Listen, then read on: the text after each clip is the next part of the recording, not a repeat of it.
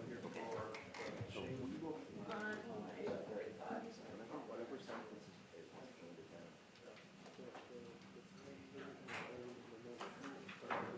No, it's just the notice, just the notice. So listen, you're gonna automatically assign a couple.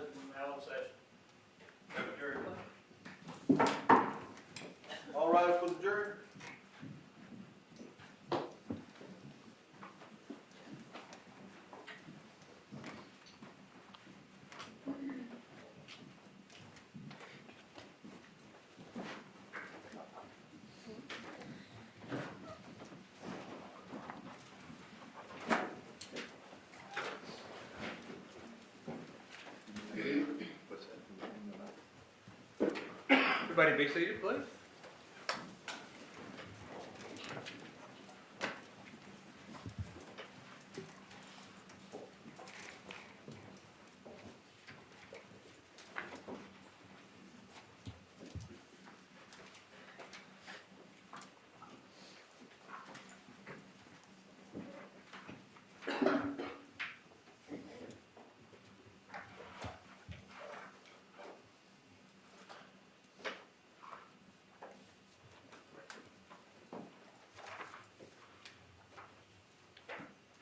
Good morning, folks. Thanks for being back here this morning. At this point in time, now I'm going to instruct you on the law. Again, you'll be allowed to keep these jury instructions, so you don't need to make any notes unless we find a typo or some mistake that we need to fix. Again, what I would ask is that you read along with me as I go through them so that I can be certain that everyone's been through there in their entirety on at least one occasion. Members of the jury, you have heard all the evidence, and it's now your duty to make a decision as to the appropriate sentence that should be imposed upon the defendant for the crime of first-degree murder. There are two possible punishments: life imprisonment without the possibility of parole or death. In making your decision, you must first unanimously determine whether the aggravating factors alleged by the state have been proven beyond a reasonable doubt.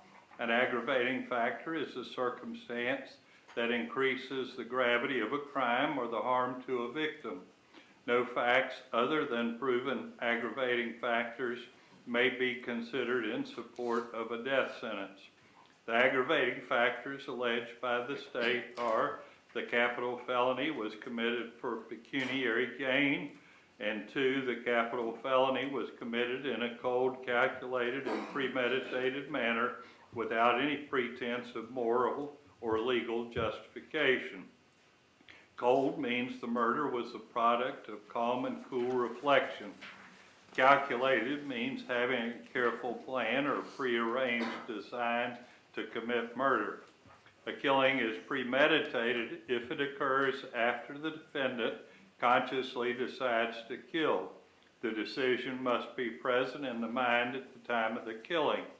The law does not fix the exact period of time that must pass between the formation of the premeditated intent to kill and the killing. The period of time must be long enough to allow reflection by the defendant. The premeditated intent to kill must be formed before the killing.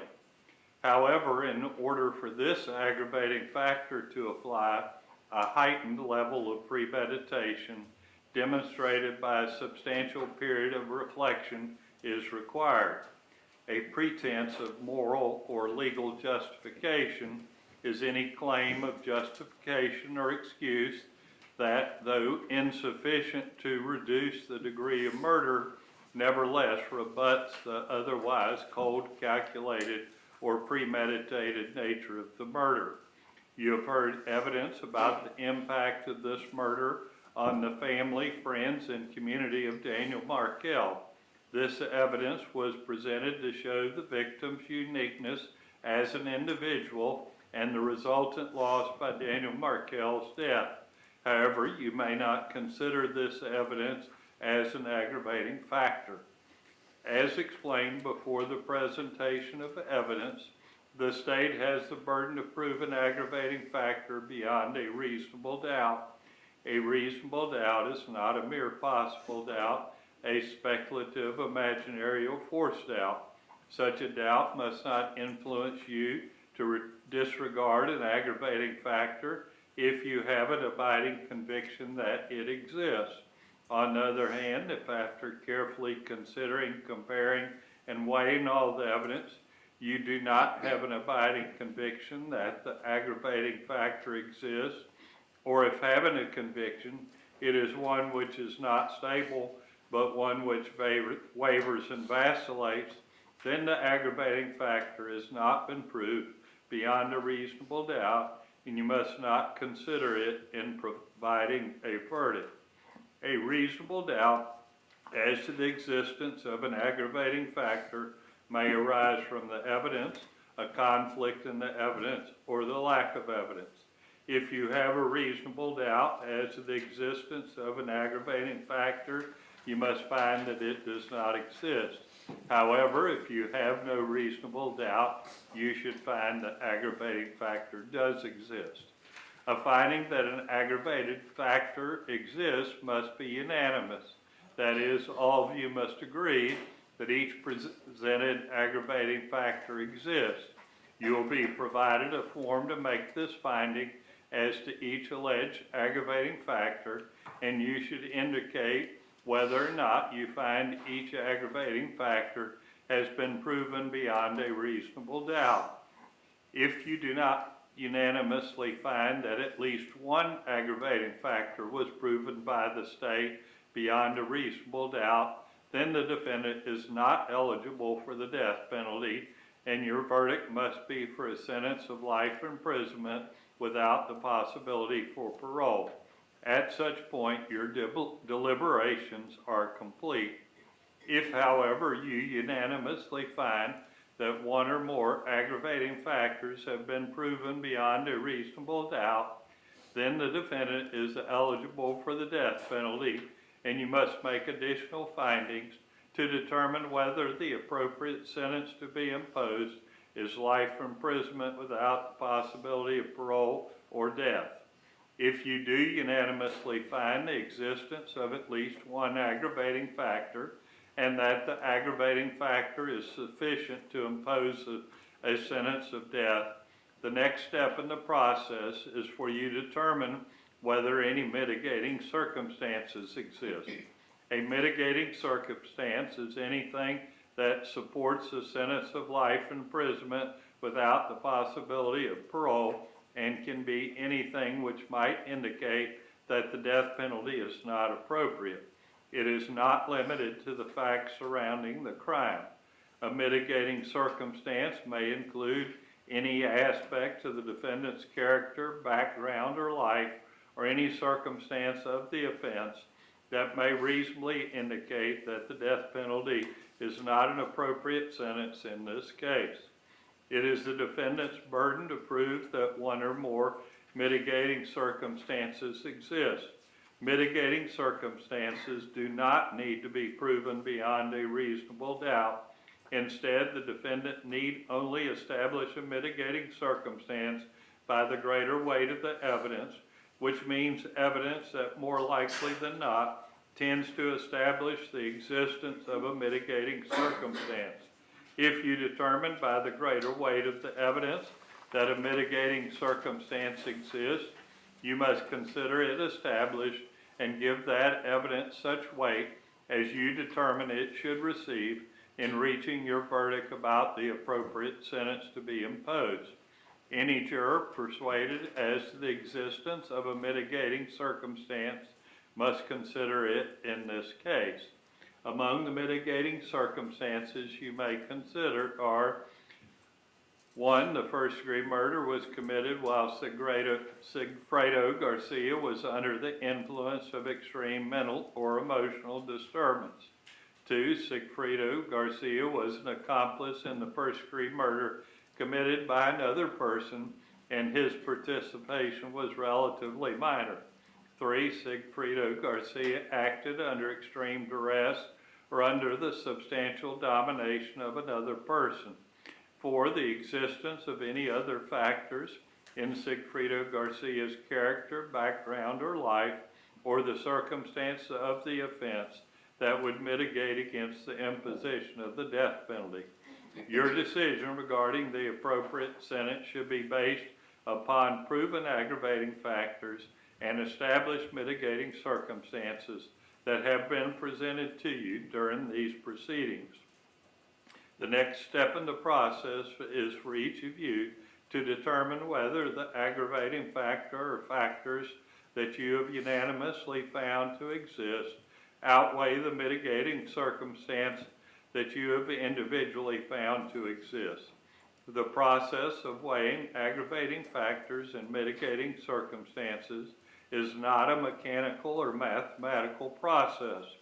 In other words, you should not merely total the number of aggravating factors and compare that number to the total number of mitigating circumstances. The law contemplates that different factors or circumstances may be given different weight or value by different jurors.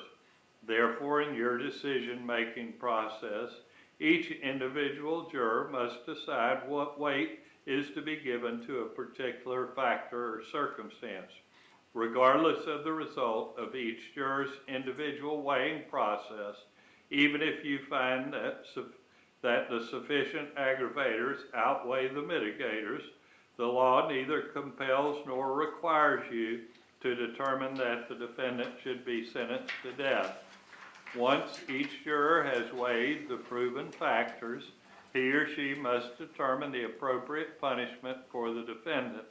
The jury's decision regarding the appropriate sentence must be unanimous if death is to be imposed. To repeat what I've said, if your verdict is that the defendant should be sentenced to death, your finding that each aggravating factor exists must be unanimous. Your finding that the aggravating factors are sufficient to impose death must be unanimous. And your finding that the aggravating factors found to exist outweigh the established mitigating circumstances must be unanimous. And your decision, if to impose a sentence of death, must be unanimous. You will be provided a form to reflect your findings and decision regarding the appropriate sentence. If your vote on the appropriate sentence is less than unanimous, the defendant will be sentenced to life in prison without the possibility of parole. The fact that the jury can make its decision on a single ballot should not influence you to act hastily or without due regard to the gravity of these proceedings. Before you vote, you should carefully consider and weigh the evidence, realizing that a human life is at stake, and bring your best judgment to bear in reaching your verdict. Please also rely on the instructions I gave you previously in the first phase of this proceeding trial. And if you need copies of that, just let us know. We will get you a copy of that. Let's give them the verdict form.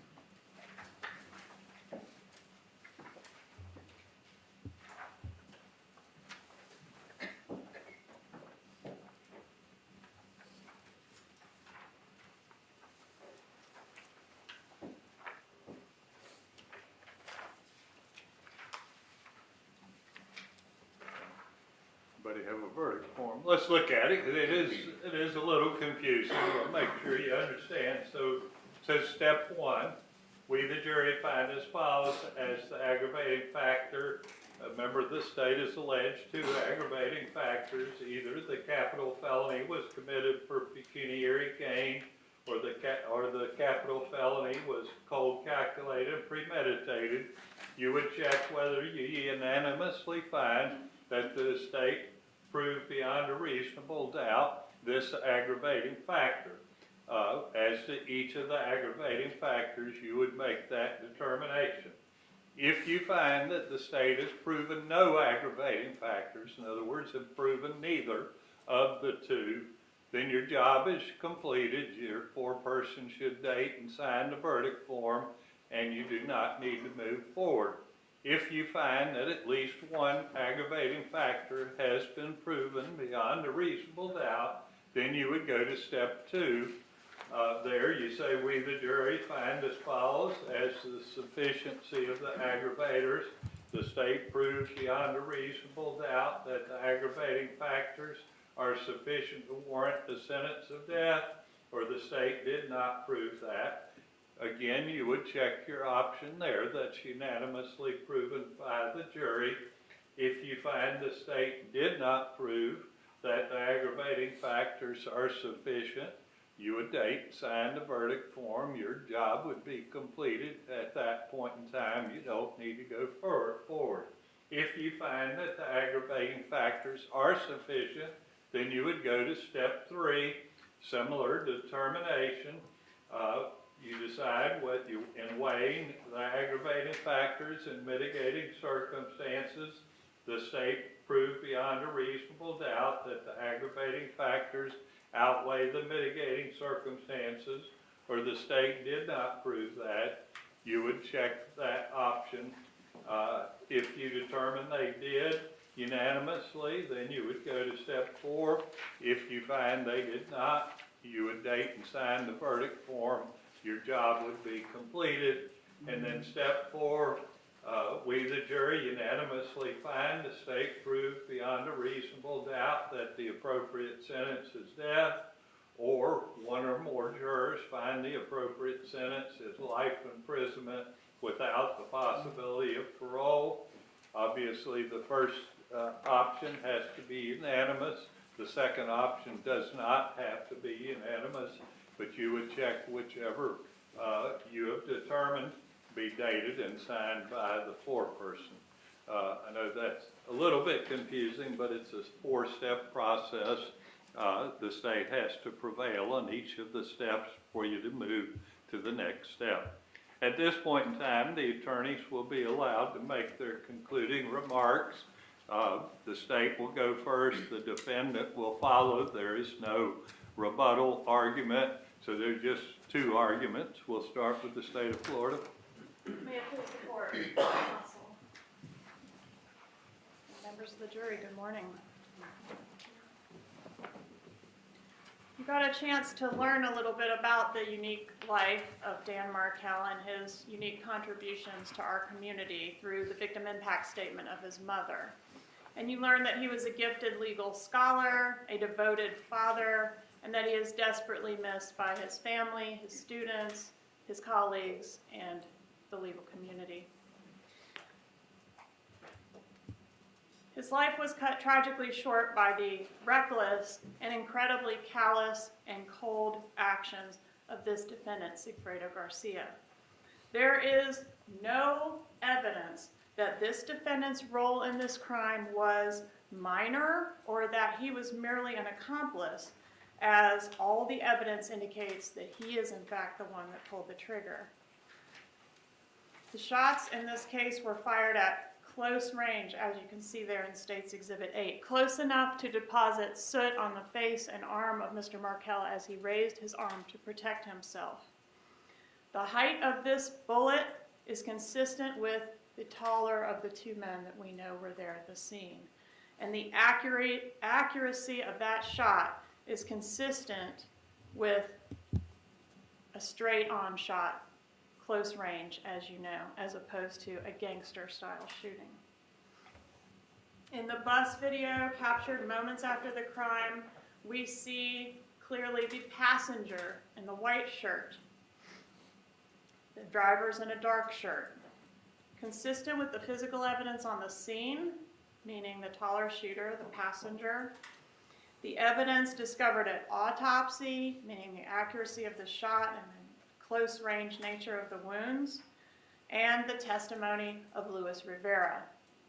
It doesn't make sense for the shooter to also be the getaway driver, and all the evidence in the case points to Sigfredo Garcia, the taller of the 2 men, the one in the white shirt, the one in the passenger side, the one that Luis Rivera says got out and fired 2 shots at Dan Markel. Cold, calculated, and premeditated. Cold means the murder was the product of calm and cool reflection. So time to plan, time to reflect, time to rent a car in June of 2014. There is no evidence that the defendant was under the domination or control of anyone when he went to the Comfort rental car and rented this car in June of 2014.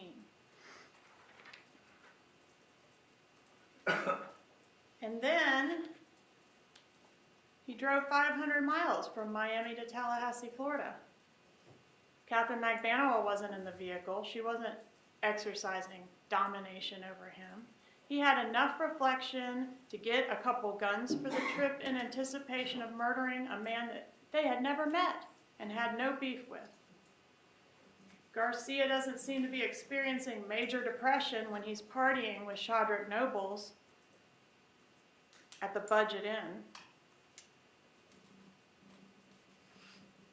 Calculated means having a careful plan or a prearranged design to commit murder. In this case, they were careful enough to follow and stalk their victim at his home, at his children's daycare, at his gym. And when the timing wasn't right on this first trip in June, they were patient enough to return home. And then, 6 weeks later, return again to Tallahassee. Another 500 miles. So they traveled approximately 2,000 miles. Absent the 500 miles that happened after the murder to get home, that's 1,500 miles in 6 weeks to reflect and formulate the plan to murder Dan Markel. 1,500 miles to think about what it takes, what it means to take a life. 1,500 miles and 46 days between the time that first car was rented and the time that this man put a bullet in Dan Markel's head to change his mind, to back out.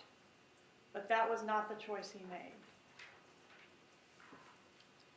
This is an intelligent man, this defendant, capable of getting a GED and working in the field of aeronautics. Garcia wasn't experiencing a bout of PTSD when he shot a hole in this Prius. He wasn't suffering any extreme emotional disturbance when he fixed that vehicle. And he wasn't under the domination of Catherine McBanoa when he sat outside the Premier Gym and waited 1 hour for Mr. Markel to complete his workout, patiently waiting, stalking his victim. He was calm as they followed Markel to his residence. At 10:44 a.m., all he had to do was call it off. Head home. They're right there by the I-10 exchange. Tell Luis Rivera, get on I-10, we're going home. But that was not the choice that Sigfredo Garcia made. At 10:51 a.m., another chance to back out. Another chance to reflect on what it was that he was about to do. To take a father away from 2 little boys. The irony of him asking you to show mercy because of his lack of a father should not be lost on you. That mitigating circumstance as presented by the defense to you should be given very little weight, as he made the choice to take this father away from his children. Why did Mr. Garcia execute this man he never met? Was he under extreme duress? Was somebody forcing him to do it? No, he did it for money. This was a murder for hire. Catherine McBanoa didn't have to force him to come to Tallahassee or do anything. He wasn't under her substantial domination. He wasn't even with her. She wasn't even here in Tallahassee when he did this crime, and when he went home, he didn't see her then either. They met, and then he went and stayed at Shrimp's house. He had to be retrieved from Shrimp's house the next morning to come and collect his money. Then what? Extreme duress? Emotional distress? No. He and Rivera went out and partied that night. Here's a picture of them from Facebook. They went out and spent their money, celebrated.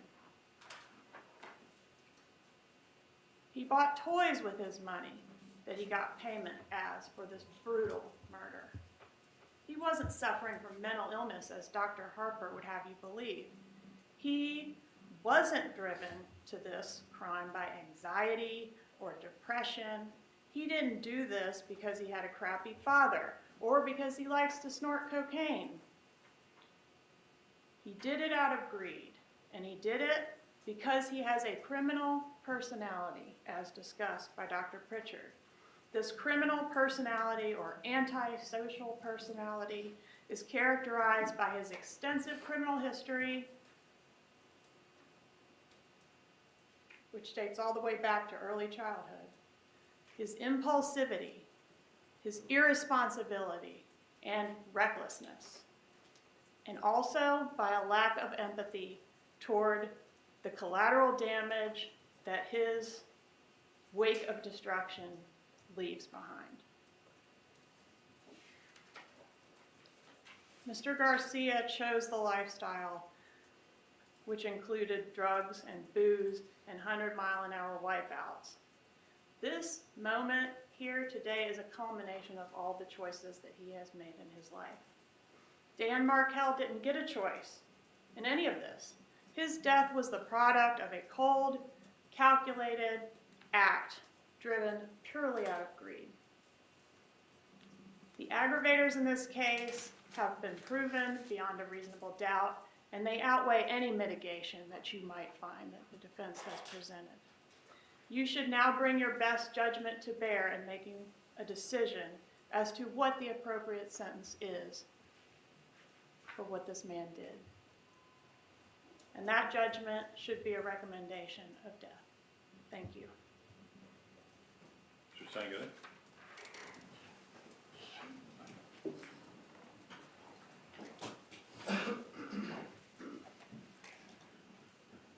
Your Honor, Ms. Kappelman, Ms. Norris, ladies and gentlemen,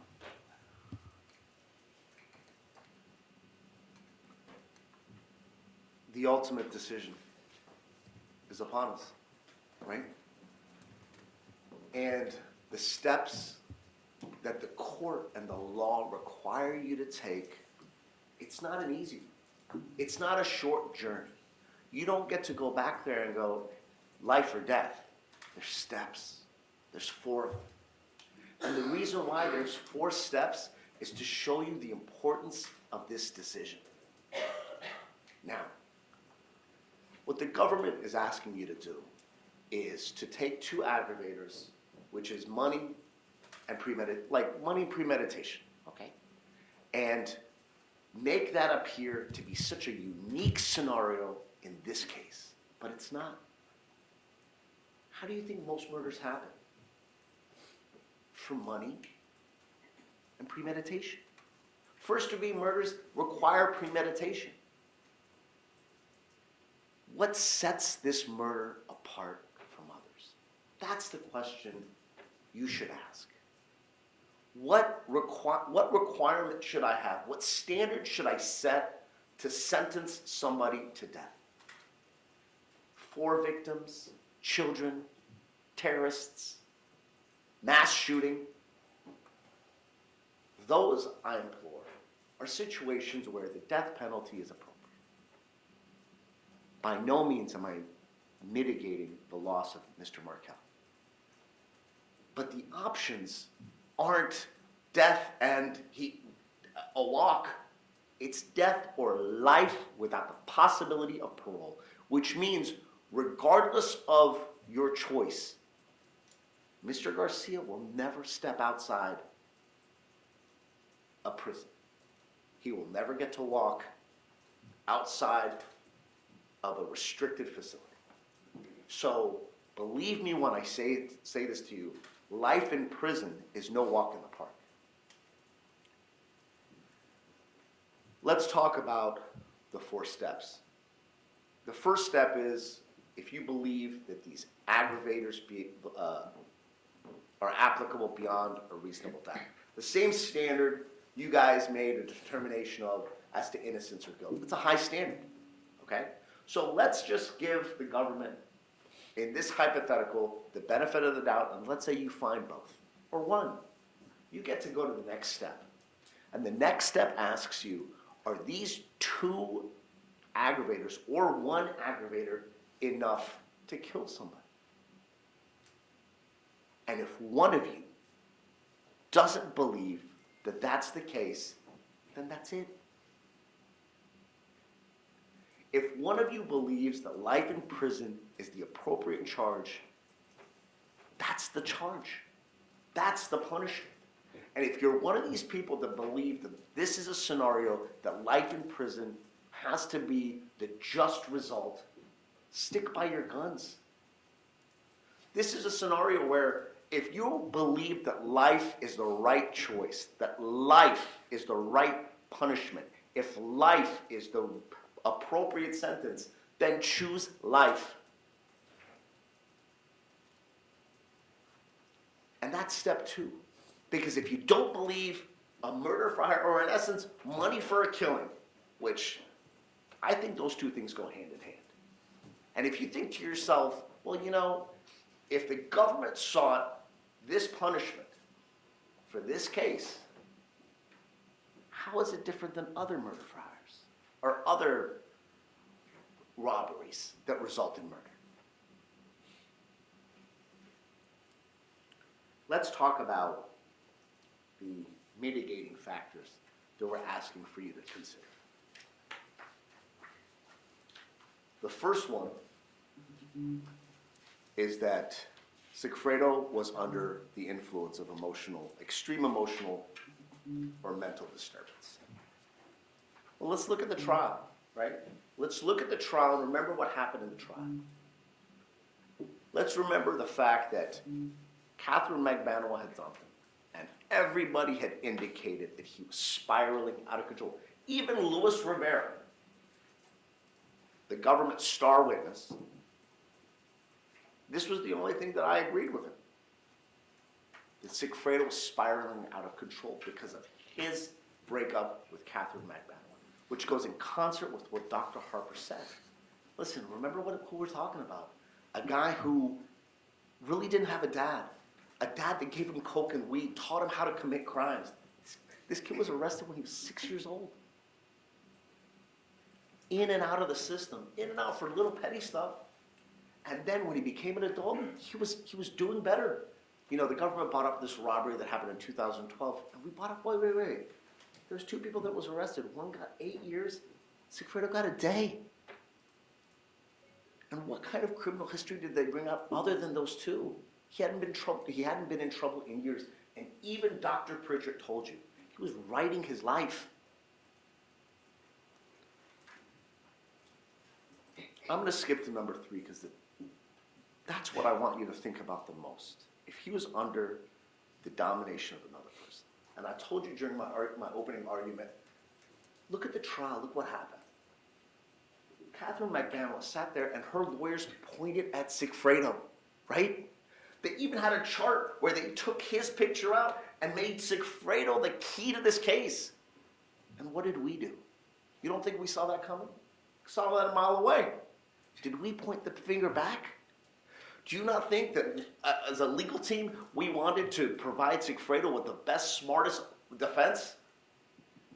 Why do you think we didn't point a finger back? Who is he trying to protect? From the beginning till now. And if you don't think that this woman had complete domination, I mean, the government sits here and during the trial, they go, oh, look at all these phone calls between them. Look at her blowing up his phone, this, that, and the other. Yeah, she did it. She had complete control over Sigfredo Garcia from day one. Day one. And now they want you to ignore the fact that during the trial, they told you over and over, she's calling him. She would call him 19 times, no answer. That right there, that in and of itself, that's enough. That mitigator outweighs those aggravators by a mile.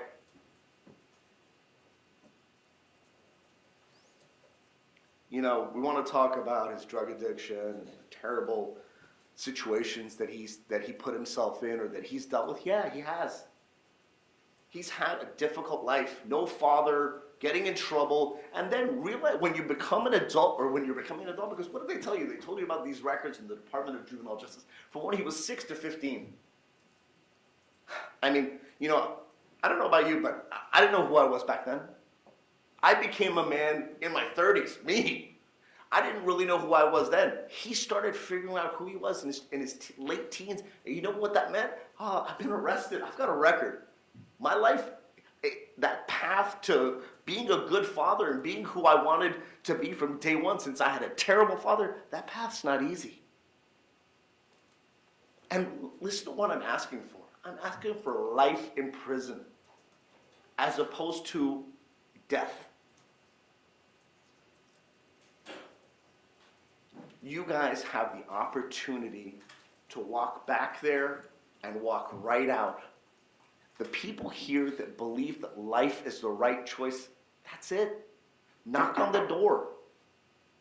Because that's what we're asking for. We're asking for life in prison. We're asking for life in prison versus death. Because I don't think death is appropriate here. And I don't think that you think it either. I think that the fact that we've shown the mitigator of dominion and control by Ms. Magbanua, I think that outweighs everything. Because what did the evidence show? He hated Charlie Adelson. He was going to take him deep sea fishing. He cut him off at her house. Right? We all agree with that. There was text messages to prove it and phone calls where they joked about it. And this man had to sit here and hear how the love of his life played him for years. And he still didn't want us to hurt her. And if you don't think that's dominion and control, then that's fine. Because what can I do? I can only show you the writing on the wall. And all I ask is that you show me the fact, just show me that you see it. And that factor in and of itself should be enough. Now there's others. We believe, and we've told you, that Luis Rivera, it's been our position, has been the shooter. And I know you found him guilty of first-degree murder, and we respect it. But if you believe that there's a principal theory and that Luis Rivera was the real shooter, that should be something considered too. You know, we find ourselves in a scenario where we're asking you to choose someone's fate, the ultimate fate. And we're asking you to consider those 4 steps. All 4 of them need to be taken. If we get to step 2 and you want to jump off, jump off. If you get to step 3 and you want to jump off, jump off. And if you get to step 4, jump off. Give this guy life. That's the appropriate sanction in this case. Thank you so much. Let's go back to page 5 of your jury instructions, please. Submitting the case to the jury. In just a few moments, be taken to the jury room by the bailiff. When you have reached decisions in conformity with these instructions, the appropriate form should be signed and dated by your foreperson.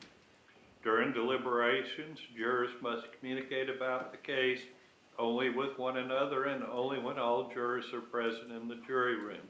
You are not to communicate with any person outside the jury about this case, and you must not talk about this case in person or through the telephone, writing, or electronic communication, such as a blog, Twitter, email, text message, or any other means. Many of you may have cell phones, tablets, laptops, or other electronic devices here in the courtroom. The rules do not allow you to bring your phones or any of those types of electronic devices into the jury room. Kindly leave those devices with the bailiff. It says here to leave it on your seats. Don't do that. Give them to the bailiff. Do not contact anyone to assist you during deliberations. These communication rules apply until I discharge you at the end of the case. If you become aware of any violation of these instructions or any other instruction I have given in this case, you must tell me by giving a note to the bailiff. During this trial, items were received into evidence as exhibits. You may examine whatever exhibits you think will help you in your deliberations. The exhibits will be sent into the jury room with you when you begin to deliberate. I cannot participate in your deliberations in any way. Please disregard anything I may have said or done that made you think I preferred one decision over another. If you need to communicate with me, send a note through the bailiff signed by the foreperson. If you have questions, I will talk with the attorneys before I answer, so it may take some time. You may continue your deliberations while you wait for my answer. I will answer any questions if I can in writing or orally here in open court. In closing, let me remind you that it is important that you follow the law spelled out in these instructions. There are no other laws that apply to this case. Even if you do not like the laws that must be applied, you must use them. For more than 2 centuries, we've lived by the Constitution and the law. No juror has the right to violate rules we all share. Let's go sidebar, please.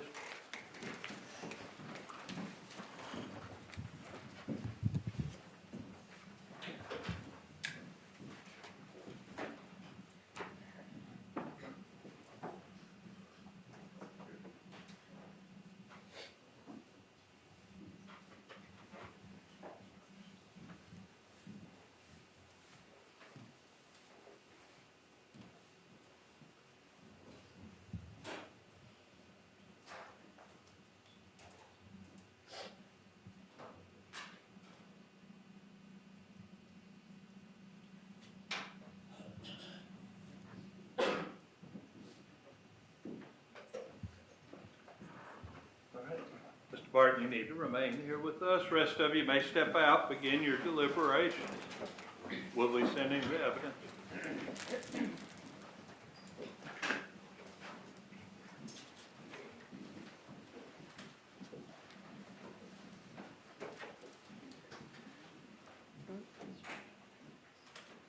All right, everybody be seated, please. So, Mr. Barton, this will conclude your service with us. I do appreciate you coming back.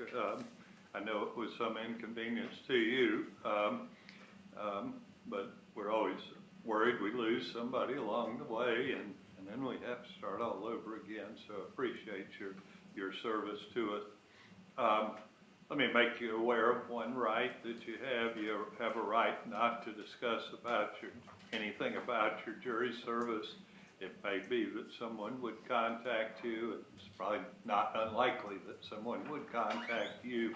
It's up to you whether you wish to discuss it or not.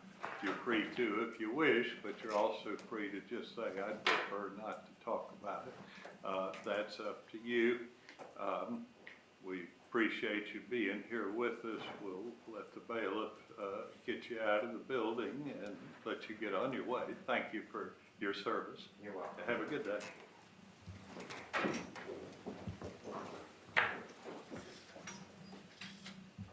Do you need this letter, Mr. Barton, from the clerk? Probably not. I'll take it. Stand right here for me. Can you retrieve this stuff? You can't get that. Okay. All right, everybody be seated. Let's discuss a couple of things. And just a second, I'll let y'all. Is the evidence in the same separation that was at the end of deliberations? Do you feel like the lawyers need to go through it again? No, I double checked everything, it's in the normal order, it was there. You separated out what was for identification only, Yeah, that's good. and you separated out what was just put in this proceeding. So, Yes, sir. all right, when we break, if y'all want to give a quick scan of the evidence, you're welcome to do so. It sounds like she's got it separated out. Let's talk about a couple of things first. If there is a life recommendation from the jury, will the defense be ready to proceed to sentencing since there's only one sentence I'd be allowed to impose? Yes, sir. All right. We'll need a score sheet available for that, so go ahead and prepare that, Ms. Kappelman, so we won't be delayed on that. Mr. Evans said there was some victim impact information that you wanted me to consider. You'll give me that. I'll review that in the interim. Mr. Sangana, have you discussed with Mr. Garcia representation on appeal? Judge, as we indicated early on in the case, he became indigent, and so unfortunately, and our office does not do appellate work, so we would ask, I don't know if he needs to be declared indigent again. Well, that's why I brought it up. Why don't you get a PD affidavit from the clerk and fill that out? And of course, it's still your obligation to To file the perfect notice. the record and file the notice of appeal. But once you've done that, if we have the PD affidavit, you can file your motion to withdraw and allow the public defender to take over the appeal. Anything else from anybody? Not for Mr. Garcia. State, anything? Judge, I've marked as State's Exhibit 200, a court exhibit which contains the PowerPoint which the state presented in closing for penalty phase. Okay. For record purposes only, it's not to go to the jury. So why don't y'all scan the evidence for it sent to the jury? With that, we'll be in recess till we hear further from the jury. And Barbara, if you need one more thing to do, I will need bail credit. Oh, I have it right here. Okay.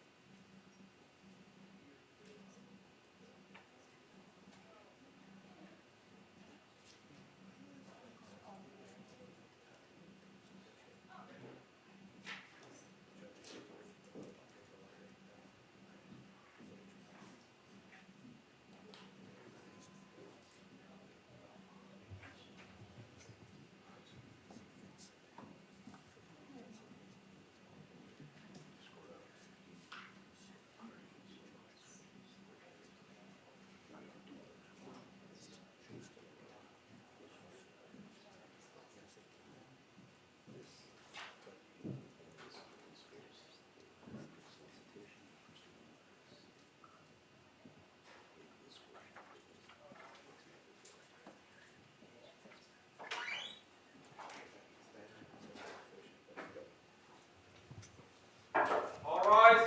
Court is now back in session.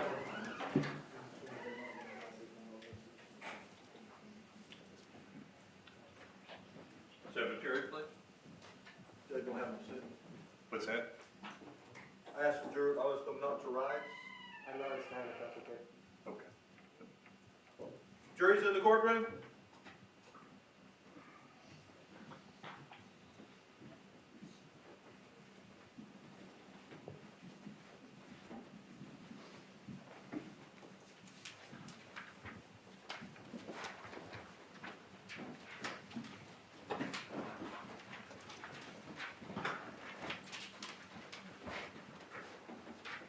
Everybody be seated, please.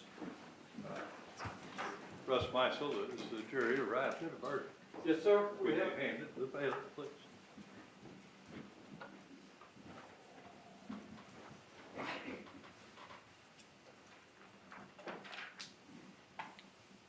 State of Florida versus Sigfredo Garcia, we, the jury, find as follows: as to aggravating factor, the capital felony was committed for pecuniary gain.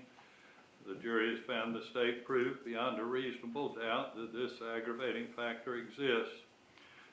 We, the jury, find as follows: as the aggravating factor of the capital felony was a homicide and was committed in a cold, calculated, premeditated manner without pretense of moral or legal justification. Jury has found the state proved beyond a reasonable doubt that this aggravating factor exists. As to step two, we, the jury, find as follows: as sufficiency of the aggravators, the state proved beyond a reasonable doubt that the aggravating factors are sufficient to warrant a sentence of death.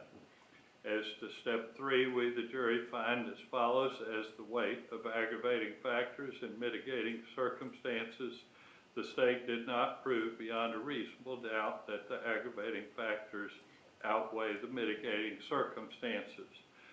It's dated and signed by the foreperson. Having made that conclusion, there was no reason to go to step four. Either side wish to have the jury polled? No, sir. No, Judge. This will conclude your service with us. We do appreciate the time and the attention that you have given us. I know it's been a long and arduous experience for you. We very much appreciate the time and the attention that you've given us. You've been very cooperative, and we appreciate that. You've been a very reliable jury. I try to run things on time, and y'all have, by and large, cooperated very much with that, and I appreciate that. Once you start letting things get out of whack on that, you end up sitting in the jury room a long time, and I try to avoid that. Let me discuss a couple of things with you. It is quite possible that you will be contacted by someone to discuss your deliberations. You're free now to talk about it if you wish, but I want you to understand you also have an absolute right not to discuss your deliberations. You have every right to simply say you'd prefer not to talk about it. Again, that's up to you. I don't know what kind of person you might be contacted by, but you might be contacted by someone wishing to find fault with what you've done. As I've said, you have every right to simply say you prefer not to talk about it. You will be receiving a letter from the court with our thanks. It will include in that an opportunity to seek counseling that we have arranged. That's, something for you to decide. It won't be long-term, but they will at least you get started with some free counseling that the court has arranged. Then from there you can decide how you wish to proceed. Sometimes we don't think about the impact we have on jurors. I do try to consider that, and that's something that we have arranged. You're done now, so I did want to comment on one thing that you were not advised of, just in case it's something that you were curious about. I know you've been kind of cloistered from hearing about the case. In Ms. Agbanowa's situation, to let you know, the state was not seeking the death penalty as to her. I don't know whether that was something that maybe you were curious about, but pondered that maybe some of y'all might be wondering what that situation was. It was decided before trial that you were not to be told that, for various reasons. But I thought that might be something you would be interested in knowing. That matter will be reset, and we have not picked a new trial date on that, but eventually we will have a new trial date, and that matter will proceed. So, probably longer than y'all wanted to hear. I know y'all ready to get out of here. We do appreciate all the time and attention that you've given us. We'll let you step out. The court administration people will get you out of the building. Have a good day. Thank you.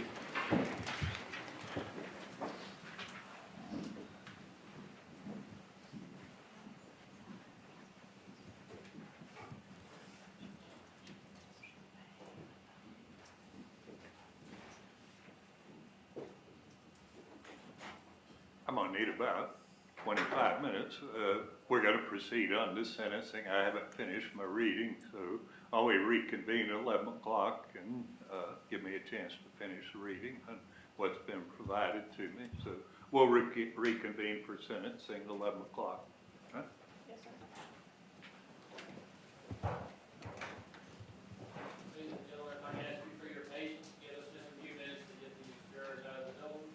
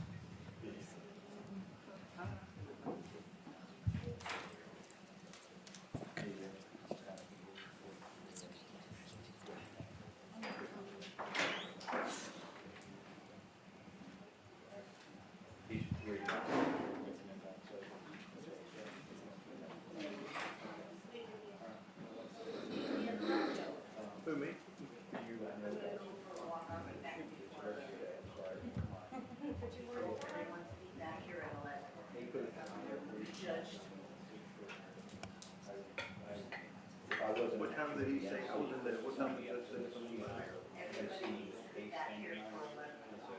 What time? 11. Okay. 20 We minutes had left. some more readings. Sergeant, they all have to be back at 11, which is 20 minutes from now.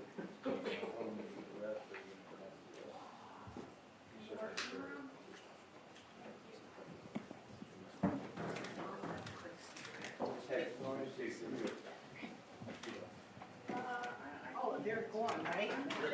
Oh, I guess. Well, that's like, I mean, again, I just want, what I'm just saying is I'm making myself available. If you want to sit there and talk about it. Well, they say.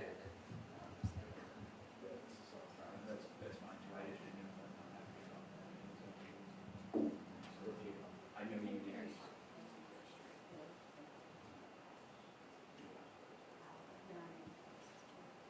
So, okay, I want to make, what I can do is, because I know you guys do a quick shift there.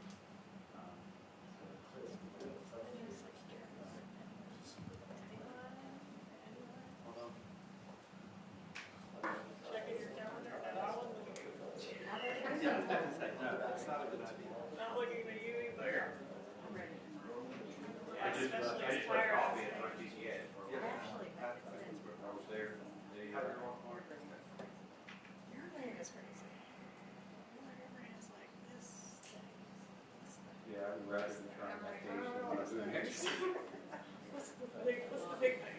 Let me change, can I please?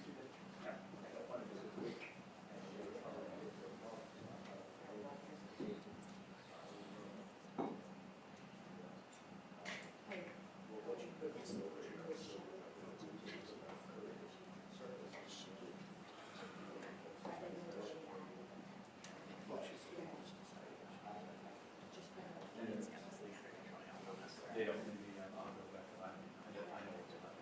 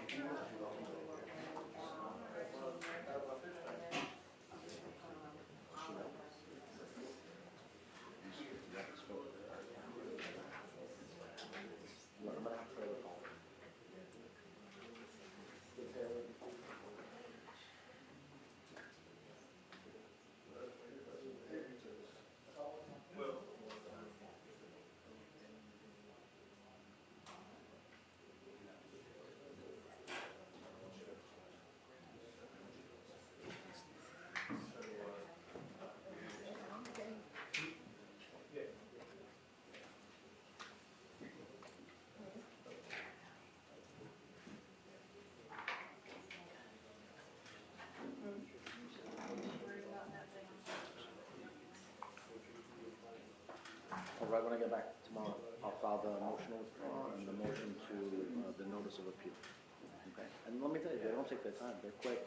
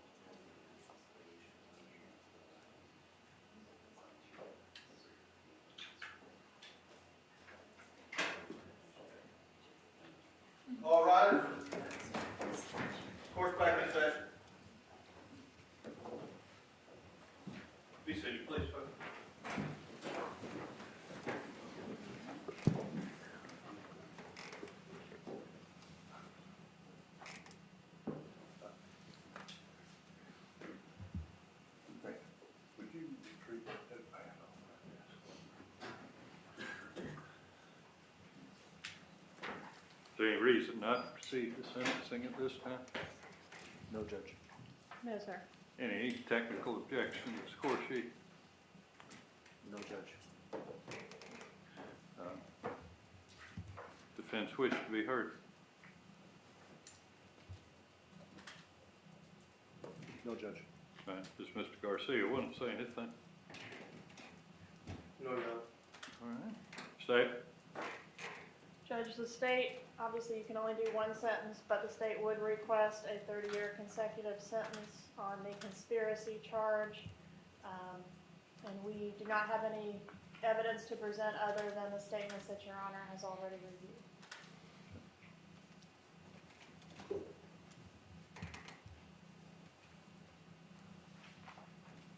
Sorry, I left my notepad on my desk. He's getting that for me.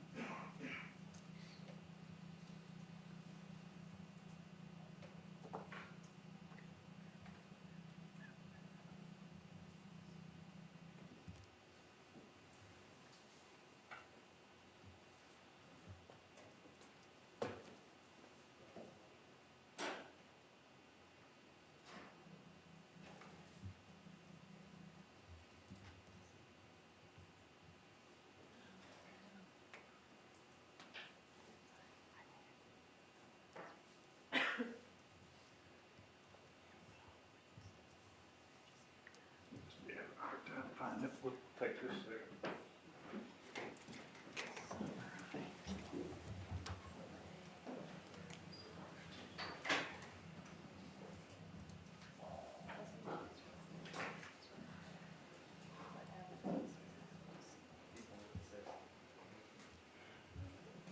Remain seated.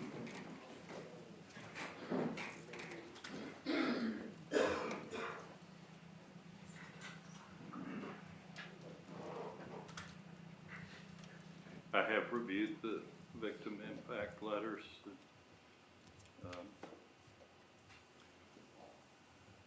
Thoughtful and touching comments. Sanganek, come forward with your client, please.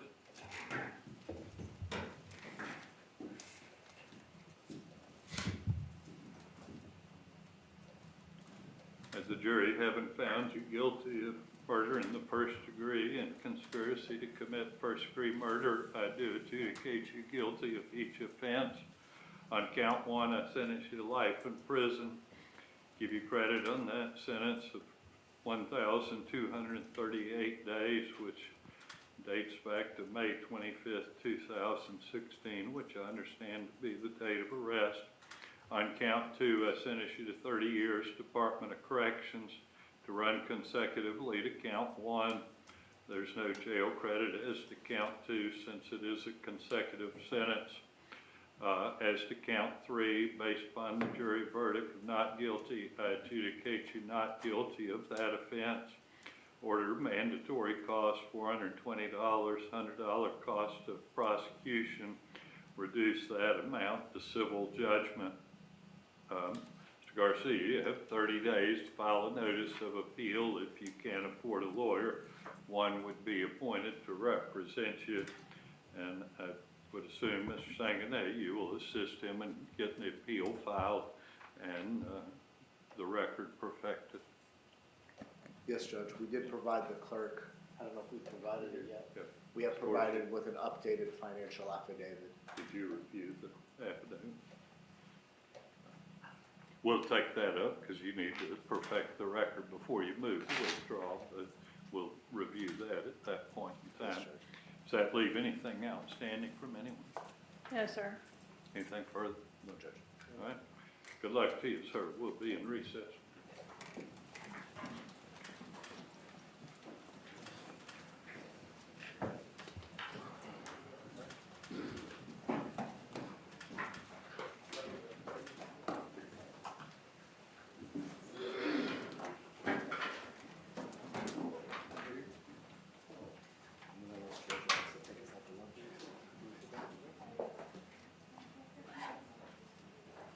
Your Honor, may I vote? Sure.